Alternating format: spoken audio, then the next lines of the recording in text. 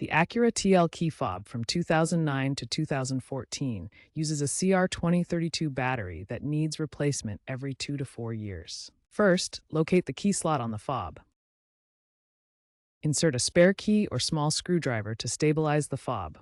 Next, use a flathead screwdriver or plastic pry tool along the seam to gently pry open the case, starting at the keyring end for leverage. If the case is stuck, apply a small amount of lubricant like WD-40 or use a hairdryer on low heat to soften any adhesive. Be careful not to scratch the plastic casing during this process. Once the case is open, carefully remove the old CR2032 battery, noting the polarity with the positive side up. Insert the new CR2032 battery with the positive side facing up. Ensure the battery is securely in place. Snap the case back together until it is fully closed. Test the key fob functions, such as lock and unlock, within 10 to 15 feet of the vehicle. If the remote isn't working, check for corrosion on the battery contacts and clean them with isopropyl alcohol. If issues persist, the circuit board or vehicle receiver may be faulty, requiring professional diagnosis.